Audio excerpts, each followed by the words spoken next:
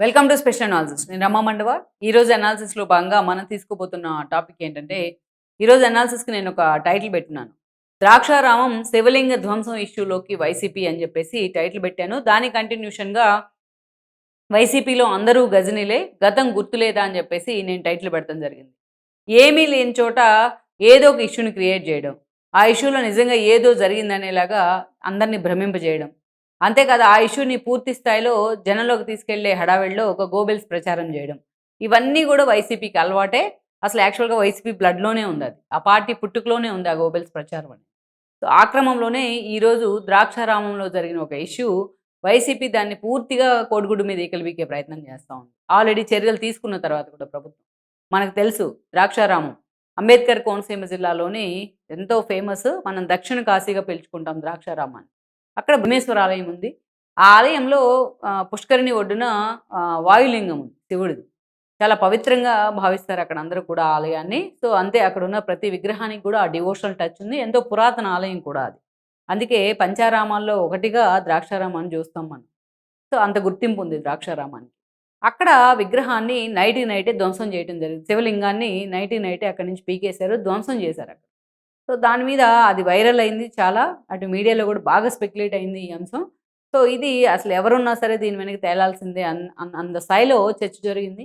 So, దీని మీద ప్రభుత్వం కూడా చాలా సీరియస్ అయింది. చంద్రబాబు నాయుడు ఆదేశాలతోని అటు దేవాదాయ శాఖ కూడా దీని మీద ఫోకస్ పెట్టింది. అటు దేవాదాయ శాఖ మంత్రిగా ఉన్న ఆనం రామనారాయణ రెడ్డి కూడా ఈ ఇష్యూని అటు అధికారులతో సమన్వయం చేసుకుంటూ పర్స్యూ చేసే ప్రయత్నం చేశారు. వితిన్ 1 డేలోనే అసలు ఈ ఇష్యూ జరగడానికి కారణం ఎవరు? అసలెందుకు ఆ శివలింగాన్ని అక్కడ ధ్వంసం చేసే ప్రయత్నం జరిగింది అనేది వాళ్ళు బయటికి తీసే ప్రయత్నం చేశారు. అక్కడ స్థానికంగా ఉన్న శ్రీనివాసరావు అనే వ్యక్తే ఈ దారుణానికి కారణం అని చెప్పేసి అతన్ని అదుపులోకి తీసుకున్నారు పోలీసులు. అతన్ని అరెస్ట్ కూడా చేయడం జరిగింది. అయితే అతను సీసీ కెమెరాలు కూడా ఉన్నాయి. పూర్తిగా అతను ధ్వంసం చేయడం కూడా విజువల్స్‌లో దొరికింది. ఆయన్ని పట్టేసుకున్నారు. అయితే ఇక్కడ శ్రీనివాస్ చెప్తున్న వెర్షన్ ఏంటంటే, స్థానికంగా ఆ గుడిలోని కొందరు పూజారులతో ఒక స్థలం దగ్గర ఆయనకి వివాదం ఉండింది. సో, వాళ్ళ డామినేషన్ ఆయన తీసుకోలేకపోయారు. ఆ ఇగోస్ మధ్య వాళ్ళ మధ్య నెగోషియేషన్ నడుస్తా ఉంది ఎప్పటినుంచో. ఆ నెగోషియేషను గొడవలకు కూడా దారి తీస్తా ఉంది. ఈ క్రమంలోనే ఆయన ఆ కోపం మొత్తాన్ని కూడా అక్కడ శివలింగం మీద చూయించారు. ఆ శివలింగం మీద చూపించి దాన్ని ధ్వంసం చేశారు. 100% కూడా తప్పే అది. భక్తుల మనోభావాలతో ఆడుకోవడం అంటే అది మామూలు విషయం కాదు. ఎంతో సెంటిమెంట్ ఉన్న ఆలయం అది. ఎప్పటినుంచో అతి ప్రాచీన పురాతన ఆలయం అది. ఆ ద్రాక్షారామాన్ని మనం అన్ని ఆరామాల్లో ఒక అద్భుతమైన శైవ క్షేత్రంగా, ఒక పంచారామంగా కొలుస్తా ఉంటాం. పంచారామాల్లో ఒక ఆరామం అది. సో, అట్లా ఆ భక్తుడు ఆవేశంలో చేసిన పని 100% తప్పే. సో, ప్రభుత్వం కూడా అంతే వైల్డ్‌గా రియాక్ట్ అయింది. ఆయన అదుపులోకి తీసుకుంది. అయితే అయిపోయింది. ఇష్యూ అయిపోయింది. అంతేకాదు అక్కడ స్థానిక ఆలయ అధికారులు గాని, పూజారులు గాని అలర్ట్ అయ్యి, అక్కడ కపాలేశ్వర విగ్రహాన్ని ఒక లింగాన్ని తీసుకొచ్చి అక్కడ మళ్ళా ప్రతిష్ఠ చేసే ప్రయత్నం కూడా చేశారు. ఈ వివాదం ఎక్కువ కాకుండా దాన్ని సరిదిద్దే ప్రయత్నం అయితే చేశారు. సో, అంతా అయిపోయింది ఇష్యూ. సబ్సైడ్ అయిపోయింది. ఆల్రెడీ కూల్ అయ్యారు అందరూ కూడా.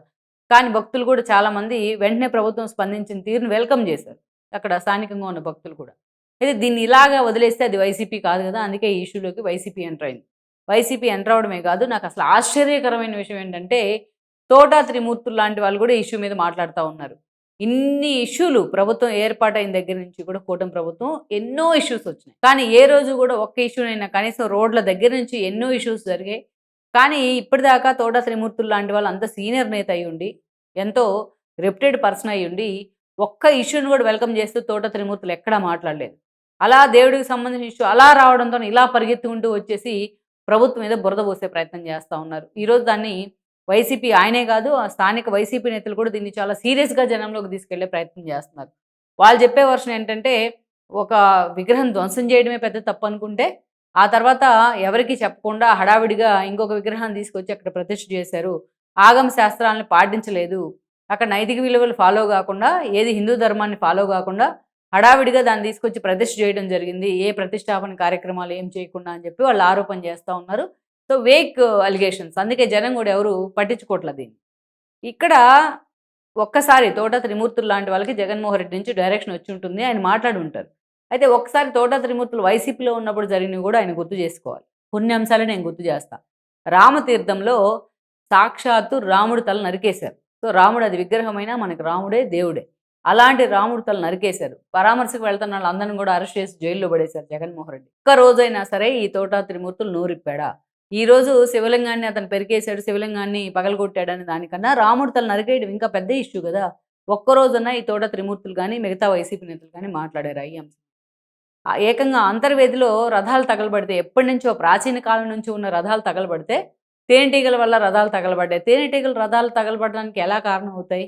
అది అడగడానికి జనసేన శ్రేణులెళ్తే వాళ్ళని నోటికి పట్టని బూతులతో మాట్లాడాడు ద్వారంపూడి చంద్రశేఖర్ రెడ్డి. పవన్ కళ్యాణ్ కూడా చాలా చండాలమైన భాషతోని మాట్లాడారు ద్వారంపూడి ఆ రోజున. తేనెటీగలు రథాలను తగలబెడితే ఎప్పుడన్నా మాట్లాడారా ఈ సో కాల్డ్ పెద్ద మనుషులందరూ కూడా? అదే ఆ పక్కపక్కనే జిల్లాలు కదా అవన్నీ కూడా. మరి ఆ తర్వాత మనం చూద్దాం. ఏకంగా దుర్గా టెంపుల్ ఎంత సెంటిమెంట్ మనకి అమ్మవారంటే విజయవాడలో. ఆ దుర్గా టెంపుల్‌లో వెండి సింహాలను కూడా మాయం చేశారు. అప్పుడు దేవాదాయ శాఖ మంత్రిగా వెల్లంపల్లి శ్రీనివాస్ ఉన్నారు. వాడి గురించి అడిగితే మెమ్మెమ్మే బెబ్బెబ్బే అన్నారు. ఎక్కడ ఆన్సర్ కూడా లేదు ఆయన వైపు నుంచి. అంతేకాదు అక్కడ చాలా నగలు కూడా మాయమయ్యాయి. అమ్మవారి నగలు కూడా చాలా మాయమయ్యాయి అన్న చర్చ కూడా జరిగింది. దొంగలు పడ్డారు దుర్గ గుడిలో అని మీడియా అంతా మొత్తుకుంది 5 ఏళ్ల పాటు. ఎన్నో మాయం చేశారు అని చెప్పేసి. ఏ రోజన్నా వాడి మీద చర్చ జరిగిందా? ఏ రోజన్నా డిబేట్ జరిగిందా? ఏ రోజన్నా ఆల్ పార్టీ మీటింగ్ పెట్టి జగన్మోహన్ రెడ్డి ఇలా ఎందుకు జరుగుతుందనన్నా మాట్లాడారా? ఇలా జరగనివ్వకుండా యాక్షన్ తీసుకుంటామనన్నా ఏమన్నా చెప్పగలిగారా? ఇక ఇవన్నీ ఒక ఎత్తయితే టీటీడీ కేంద్రంగా ఆయన చేసిన అరాచకాలన్నీ ఒక ఎత్తు. ఈరోజు అన్నీ బయటకు పాపాలు పండి బయటకు వస్తా ఉన్నాయి. పాపాల పుట్ట పగిలింది ఈ రోజున. మనం ఏమనుకున్నాం? లడ్డూలో కల్తీ జరిగిందేమో అనుకున్నాం.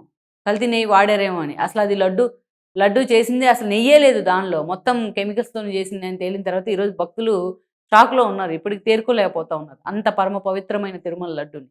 సో, అలా ఒకటి కాదు పరకామణి దొంగతనం దగ్గర నుంచి ఈరోజు ఎన్ని ఆఖరికి పట్టు వస్త్రాలు శాలువాలు ఇచ్చేది కూడా ప్లాస్టిక్ వస్త్రాలు ఇచ్చారనే అంశం బయటకు వస్తూ ఉంది. ఆఖరికి బంగారు తాపడాల్లో కూడా ఎంతో కొంత వైసీపీ నేతలు నొక్కేశారనే అంశం బయటకు వస్తూ ఉంది. ఒకటి కాదు, 2 కాదు ఈరోజు ఆలయాల పేరు చెప్తేనే అరాచకాలు చేశారు వైసీపీ నేతలు.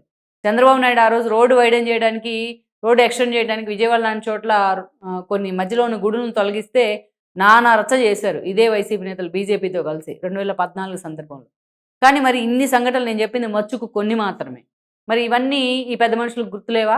ఈరోజు అప్పటికప్పుడు ఒక తప్పు జరిగింది. దాన్ని సరిదిద్దుకునే ప్రయత్నం ప్రభుత్వం వైపు నుంచి జరిగింది. దాన్ని ఇంకా వెల్కమ్ చేయాలి. ఇంత ఫాస్ట్‌గా, ఇంత వైల్డ్‌గా రియాక్ట్ అయినందుకు ప్రభుత్వం. ఆయన అరెస్ట్ కూడా చేసున్నారు. కానీ ఇంకా దీని మీద ఈకలు పీకే ప్రయత్నం జరుగుతూ ఉంది వైసీపీ వైపు నుంచి. ఈ ఏషాలన్నీ తగ్గించుకుంటే మంచిది. గతంలో అందుకే నేను గజనీలని పేరు పెట్టాను. ఈ గజనీలు ఇప్పుడు మాట్లాడుతున్న ఈ గజనీలందరూ గతాన్ని గుర్తు చేసుకోవాలి ఒకసారి. Please share, like and subscribe R24 Telugu YouTube channel.